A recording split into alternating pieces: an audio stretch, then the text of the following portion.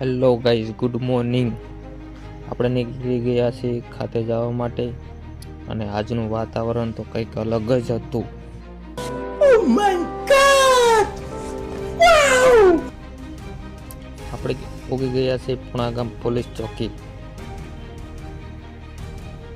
આપણે પહોંચી ગયા છીએ ખાતે. જો આ ખાતું છે તો માલ પડ્યો છે, સાડી, પછી આપણું કમ્પ્યુટર, આ બનેલો માલ છે બધો. અહીંયા આપણો માલ બને છે, બધા બૂટા લગાવે, કોઈ બોર્ડર લગાવે. આપણા કમલેશભાઈ શીખવાડે છે કે આ રીતે બનાવવાનું, આમ બનાવવાનું. જો આ માલ બને છે વોટફિક્સ મશીનમાં, બૂટા લગાડે છે.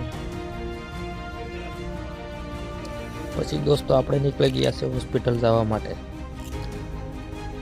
વાતાવરણ તમે જોઈ જ રહ્યા છો કેવું છે આજે, એકદમ ધુમ્મસ. આપણે પહોંચી ગયા છીએ હોસ્પિટલ. હોસ્પિટલનું નામ છે ડાયમંડ હોસ્પિટલ, જે આવી છે ચીકુવાડી પાસે સુરતમાં. આ છે પપ્પા, આ છે કાકા ને આ છે કમલેશ મામા. ત્રણે બહાર બેઠા છે.